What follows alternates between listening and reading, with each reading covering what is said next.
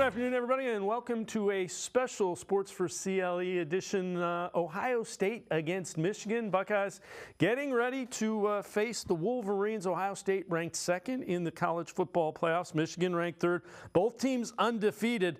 Now, the loser of this game, though, will not be part of the Big Ten championship game. The winner will face Iowa. Let's welcome in Stephen Means, Buckeyes beat reporter for the Plain Dealer, cleveland.com.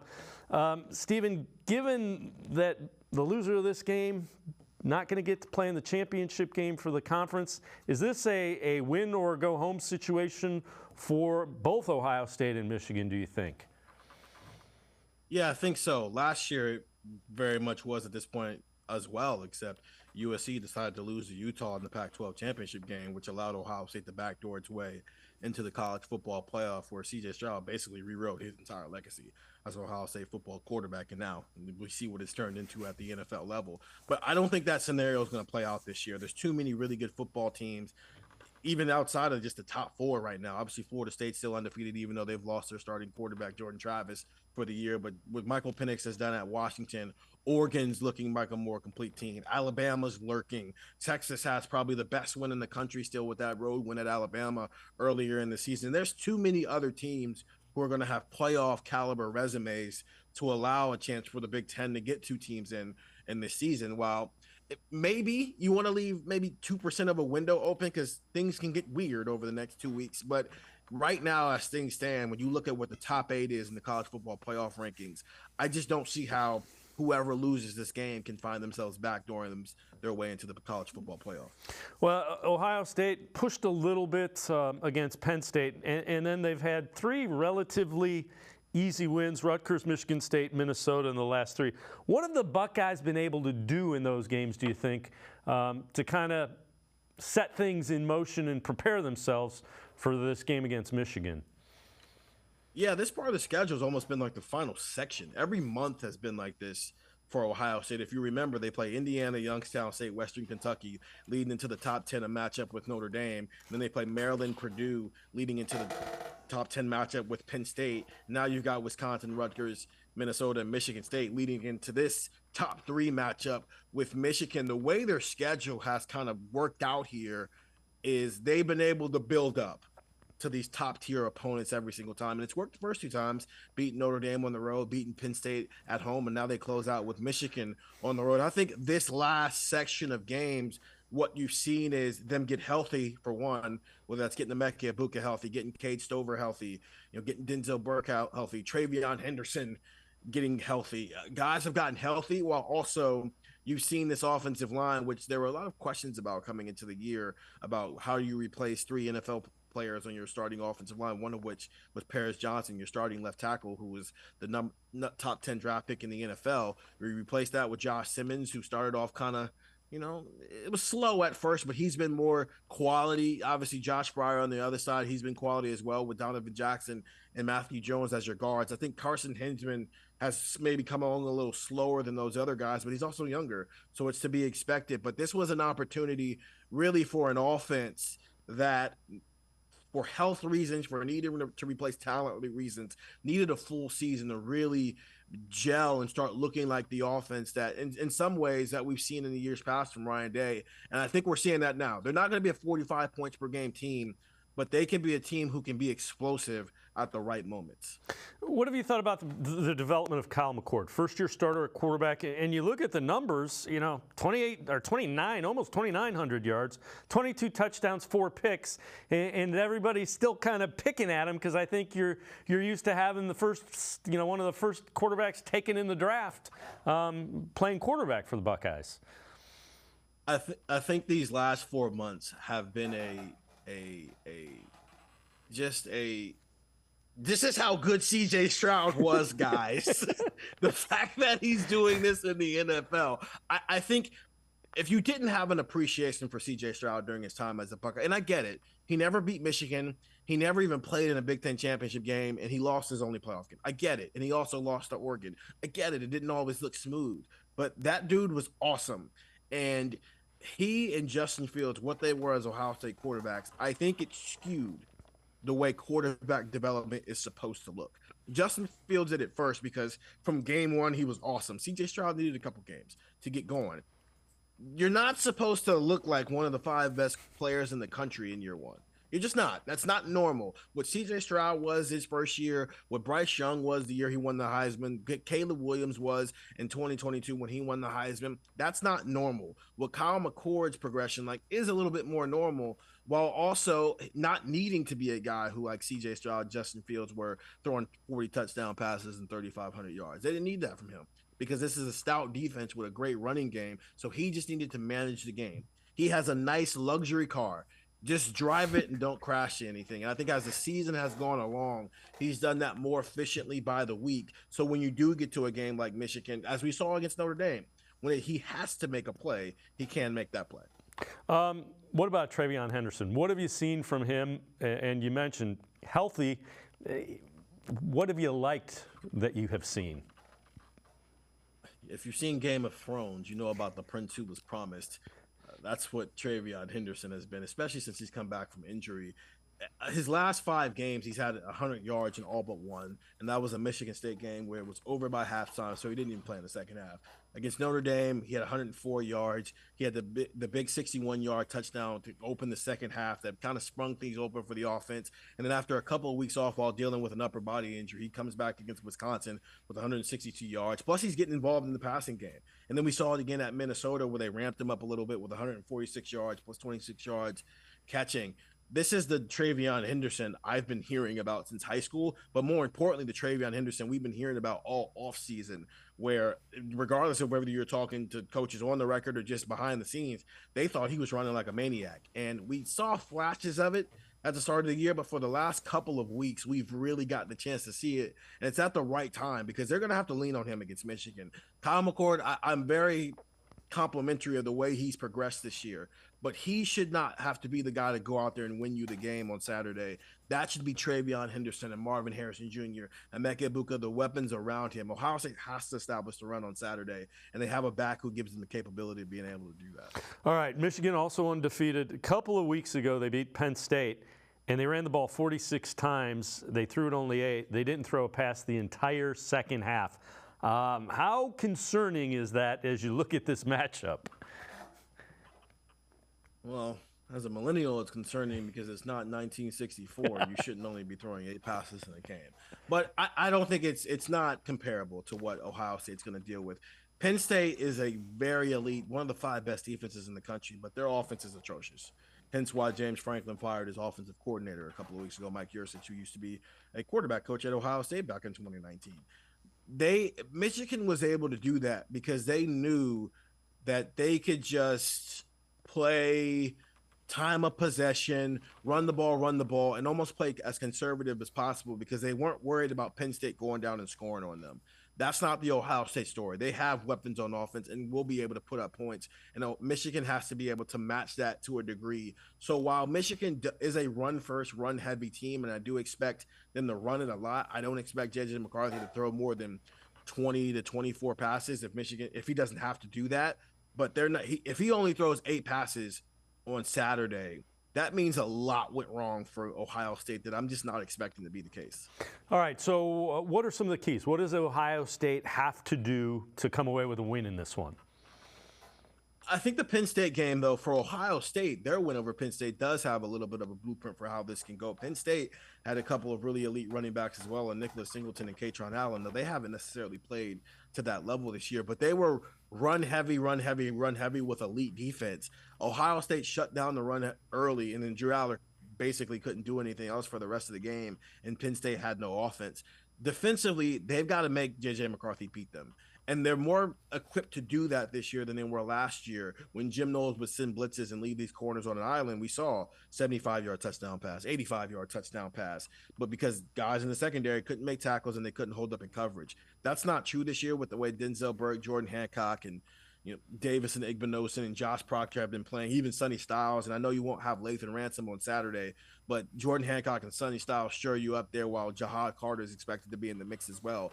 A better secondary mixed with a defensive line that's gotten after it while the linebackers have been quality for 2 years now. If they make J.J. McCarthy have to be the one to go out there and beat them instead of Blake Corum and Donovan Edwards, I think that's the key to shutting down Michigan's offense. While offensively, as I just said, Kyle McCord just has to get the ball to these weapons, get a push on the offensive line, and be able to run the ball. Continue to stay on schedule, and when you have your moments to take shots to Marvin Harrison Jr., Emeka Egbuka, and Cade Stover, take those shots. If Michigan is doing this, what it would be troubling to Ohio State? What would this be in your mind? So Michigan has a very, very elite interior of their defensive line. So does Ohio State with Mike Hall, Tyleik Williams, and Ty Hamilton. But Michigan's got this 5-man rotation at defensive tackle, and I think that's the worry spot for Ohio State's offense at this point. I already mentioned Carson Hinzman, second-year player, first-year starter, and really had never played center in his life until he got to Ohio State, even if he was an offensive lineman for most of his high school career up in Wisconsin. But it's still a question mark there. So if Kyle McCord is having to deal with Michigan defensive tackles in his lap and there's no push on the offensive line, and so Ohio State can't run the ball, that's when things get sideways, because while there have been times this year where Ohio State has relied on its defense to keep it in the game while the offense figured it out, this is also the best offense they've played all year. And I don't know if you can ask your defense to play 65 to 75 snaps of high-end quality football while your offense is busy trying to figure it out. So there has to be complementary offensive and defensive football, while also no special teams mistakes, which I know is a lot to ask of Ohio State right now with the way this has gone. But if you can just do the basics in special teams and be able to get a push on the offensive line in the run game, I think Ohio State can walk away victorious here. All right, two more things. How do you expect this one to play out? That would be the first one. Rock fight. Rock fight. I don't think either of these teams gets to 30. It's some things about the way both of these teams played Penn State matters, and some of it doesn't. The fact that both of those games were basically 6-point games up until late. I think Michigan won 24-15. Ohio State won 20-12. I think that is exactly how this game is going to look, except there's just going to be better players on both sides of the ball at all times. But I just think it's a low-scoring defensive affair where every play matters. Every point you can get is going to matter, because these are genuinely two of the best defenses in the country and two offenses that, when things are clicking, can be high level. All right, now, Ryan Day's lost the last two to Michigan and Jim Harbaugh. And as ridiculous as this question is, I got to ask it, what would a third loss to Michigan mean for Ryan Day? I think people are spoiled that there was that long stretch where Jim Tressel and Ryan Day were beating Michigan and thought it was going to be like that. That doesn't happen. But back to the question, third loss to Michigan. Yeah, John Cooper can tell you how he went through a thing. But the John Cooper name has already been thrown out there, because there are really some similarities right now where John Cooper had some really talented teams. I mean, Orlando Pace, Eddie George, David Boston, Terry Glenn, all these elite dudes where you're 30 years removed from it and you're looking like, how did that team lose to Michigan? Look at the talent. And right now, I mean, Marvin Harrison Jr., Emeka Egbuka, C.J. Stroud, Garrett Wilson, Chris Olave, Jackson Smith-Njigba, TreVeyon Henderson, Paris Johnson, the list continues on of guys where 30 years from now, you're going, how did that team lose to Michigan twice? So, but it's a hard thing to answer, though, because I think if you'd asked me this question a decade ago, you're probably saying, oh, Ryan Day's on the hot seat, and it might be a wrap for the Ryan Day era at Ohio State. But this is the biggest Ohio State-Michigan game potentially ever.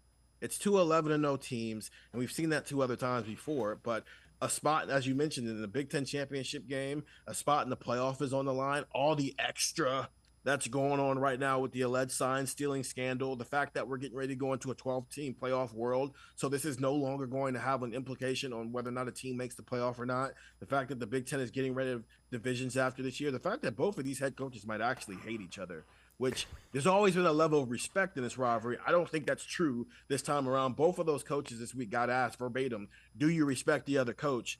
And neither of them said yes. They didn't say no either, but they didn't say yes when they could have just said, yes, I respect this guy. And so because of all of that is not going to exist, it might be a rough thing for fans to wrap their head around, but Ryan Day has been awesome outside of this game as a head coach, and Ohio State's been one of the best teams in the country. And so I think the perception of him, which is already maybe waning depending on what part of the fan base you're talking to, might continue to trend towards a negative perception. But I think for the people who actually make the decisions, which will be whoever is the athletic director after Gene Smith is done next summer, I don't know if it impacts him from a is he on the hot seat standpoint, but I do think fans will grow even more tireless of the Ryan Day era if it's a third straight loss, especially under these circumstances. And, it makes it must-see TV on Saturday because of all the things that you mentioned. Stephen Means, as always, appreciate the time and the insight. Great stuff. Thanks very much, Stephen. Definitely, anytime, guys. Stephen Means, make sure you check him out. Really good Ohio State coverage. Make sure you check him out leading up to the game coverage, and what it means after the game with the plain dealer, cleveland.com. We're going to step aside, take a quick time out on this special edition, the Ohio State-Michigan edition of Sports4CLE. Other side of the break, Lance Reisland with some film analysis, video breakdown of what will decide this game. Sports4CLE will be right back. Stay with us. Come back to go forward. Back to learning new things. Back to pursuing your dreams. Tri-C has flexible learning options to fit your life. And every year, more than 1,000 local companies provide Tri-C students with real-world learning. The right education can boost your lifetime earning power by hundreds of thousands of dollars. Start now with a college education you can afford. Tri-C, where futures begin.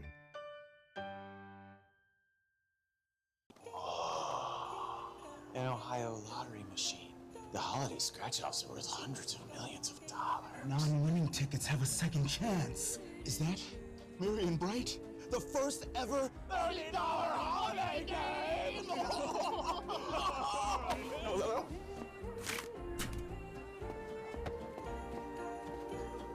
You can get them now? I'm gonna go ask if I can play. The Greater Cleveland Sports Hall of Fame celebrates the star athletes and notable sports figures who were born or have made their home in Greater Cleveland. It tells the story of discipline, commitment, perseverance, sportsmanship, and excellence in achievement. It encourages and inspires those who believe in sport and its direct impact on the well-being of our community. Go to clevelandsportshall.com or follow us on Twitter at GCLE Sports HOF for more details.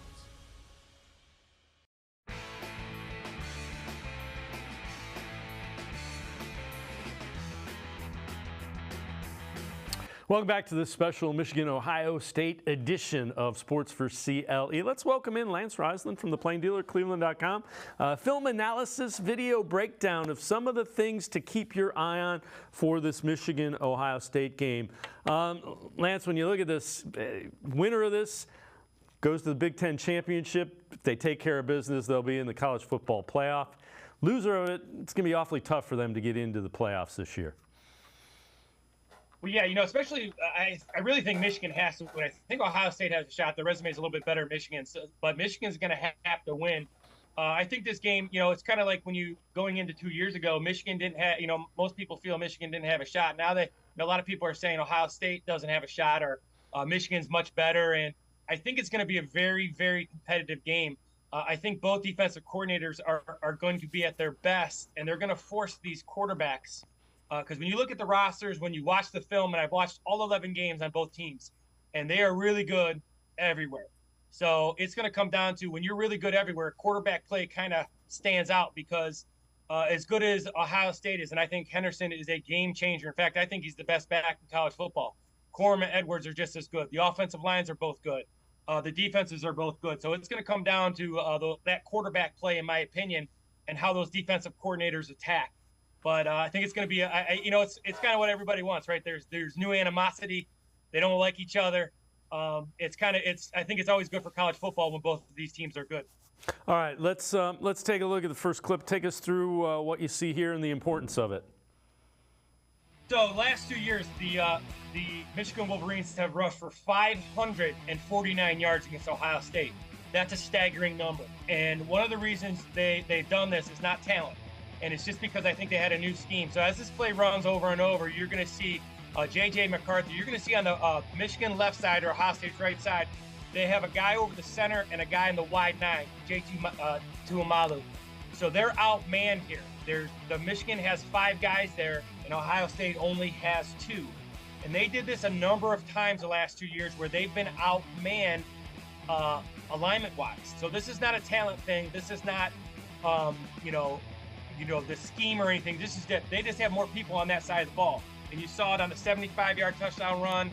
You saw it on the 85-yard touchdown run. You saw it early in the second half because in the first half, Michigan only had 10 yards rushing. So with Michigan, it gets in all these 13 and 12 personnel, these Jim Harbaugh NFL type sets, these NFL type runs. Ohio State has to match their physicality, but first of all, they have to get lined up. They lose this play by alignment.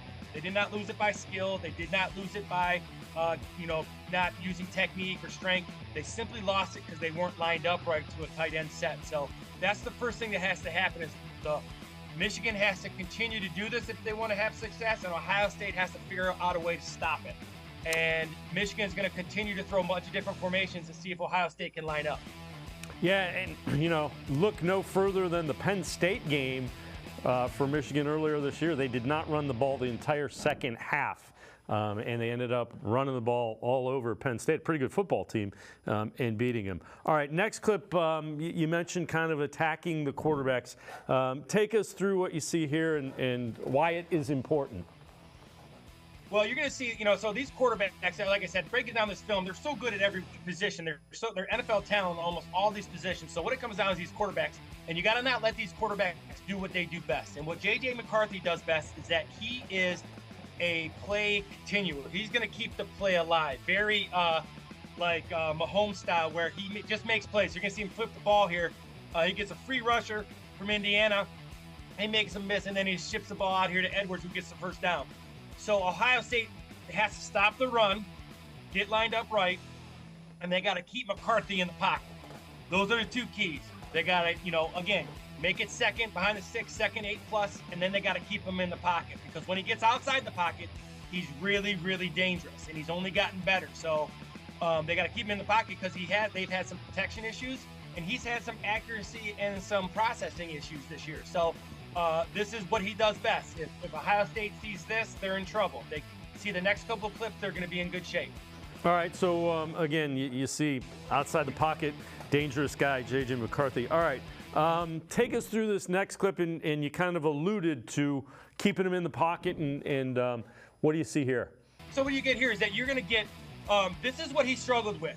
So this is the Bowling Green game. This is the last time he threw more than 1 interception in the game. So he actually, with the motion by the tight end, he should read man coverage, and he doesn't. I'm sure he should read zone coverage because no one runs with the man. So what he's got to do is he's got to process a little bit. This gets to his 3rd progression, and he doesn't see the zone drop. And he does this a bunch during Bowling Green, in the Bowling Green game, and he gets picked off multiple times, 3 times. One of his only games that he did not process very well. And what Bowling Green does here is they rush in their lanes, they keep them in the pocket, they make them process. And as you can also see, as good as the Michigan offensive line is, they have given up pressure, a lot of pressure this year. So Ohio State's got to keep them in the pocket, stop the run, and then pressure them. All right, so you see the interception against Bowling Green. Take us through this, the 3rd clip relative to McCarthy and what you see here.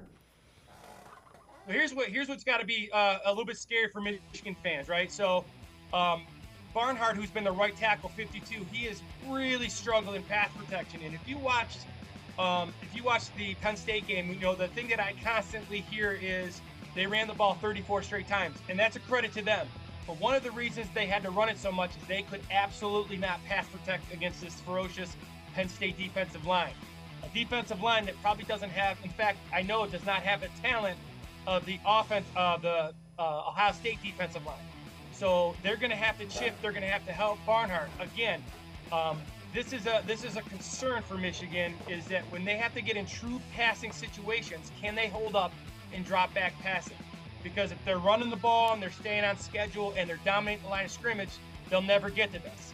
So the formula for Ohio State is very simple for both teams, right? So Michigan's got to run it. Ohio State's got to stop it. McCarthy's got to make plays. Ohio State's got to keep him in the pocket. And that's really what it comes down to in this game, is the ability to take away what the other team does well. All right, so we've looked at McCarthy and the Michigan offense. Let's take a look at Ohio State with McCord and their offense. Take us through this clip. Well, one thing we know with Kyle McCord is that he has to have a good run game. So I think TreVeyon Henderson, the more I watch him on film, the more dynamic he is. So you hear a lot about Marvin Harrison, rightfully so, but TreVeyon Henderson is arguably the best running back in college football. So this is just a split zone. Ohio State is a very basic, very vertical, horizontal zone team. They let TreVeyon Henderson kind of find the hole. So the first key for Ohio State and McCord is to have a run game.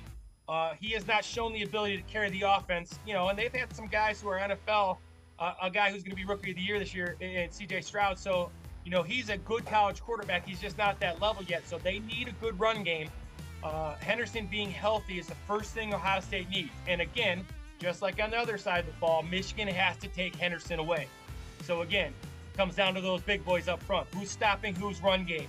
That'll be kind of the key early on in this game. Well, you mentioned Kyle McCord, first year as a starter, and obviously going to be his first game against Michigan. Take us through this clip and what you've noticed here. So one thing you notice about Kyle McCord, when his feet are set and he's on rhythm, he's very good. And he only got better during the year. So there's two things Michigan has to do here. One is they got to double Marvin Harrison. And I don't care if Mbuka is healthy. I don't care Fleming. All those guys are really, really good. Marvin Harrison is the best receiver in college football. So they arguably have the best receiver and best running back in college football, and Michigan has to take this away. So Michigan has to double him. They have to take him away. At times, Kyle McCord will not make reads. He will just throw it up, and I don't think that's a terrible idea. But he's also got to make sure that he doesn't get too happy by just throwing to him. Now, what Ryan Day has done a great job of, they've moved him around a bunch this year. So they put him at 1, 2, and 3 strong. Like I said, in the slot, out of the backfield. They're doing a bunch of different things to get him the ball. If I'm Michigan, after stopping the run, Marvin Harrison can't beat. And if I'm Ohio State, I got to find a way to get him Cooper Kupp style. I don't care what you do, we're finding ways to get Marvin Harrison the ball. So there's another chess match with Jesse Menner, the DC, and Ryan Day, is how we get, where are we doing with Marvin Harrison, and can we stop the run? And if you get those two things done, you got a pretty good chance. But if Kyle McCord sets his feet, he's gotten better and better. So that Michigan's going to have to get him off the spot. And again, Harrison, he's going to be one of the top draft picks in the NFL draft without question. Probably the top non-quarterback. All right, take us through this last clip and the importance of it relative to Kyle McCord. So one of the things you watch is that he, in this day and age where quarterbacks Mahomes style and they throw, they throw off platform you hear from different arm angles. Kyle McCord is not one of those guys. Kyle McCord is a traditional pocket guy who doesn't move very well. He's not a terrible athlete, but movement is not his thing. He's not even a movement guy like, I'm going to age myself here, but like Dan Marino or Tom Brady, where he moves well in the pocket. He's a guy that has to have a clean pocket. Now, with a clean pocket, he's very good because he can step into his throws. So this is just a simple, mini dig route here, 6 yards, and he doesn't get it because he's got a little bit of pressure. So again, what Ohio State's going to want to do is they're going to want to run the ball. They're going to want to put him in good situations. When they throw the ball, they're going to want to throw it on first down. They're going to try to create clean pockets for him, because if they don't create clean pockets, he's not very successful. So what Michigan's going to do, obviously, is they're going to want to change the launch point. I look for Michigan to have a lot of A and B gap pressures to try to get him out of the pocket and get him on the move. On the move or moving in the pocket, he has not been nearly as successful as he has been when he's clean in there. So again, another chess match. When do you throw it? When do you run it? If you could stop the run, keep him in the pocket, he struggles. How do you get him off his spot? Lots of different stuff with these two teams. It's not hard, but again, it all comes down to these quarterbacks and physicality on Saturday for sure. Lance Reisland from the Plain Dealer, as well as cleveland.com. Great stuff, as always. Appreciate the time and the insight. Thanks very much, Lance. Thanks for having me. Lance Reisland, make sure you check him out. Really good film breakdown, video analysis, Plain Dealer and cleveland.com. It's going to do it for this special edition of Sports for CLE on the Ohio State Michigan matchup. Have a great Thanksgiving and a great weekend. We will see you Monday at 4 on Sports4CLE.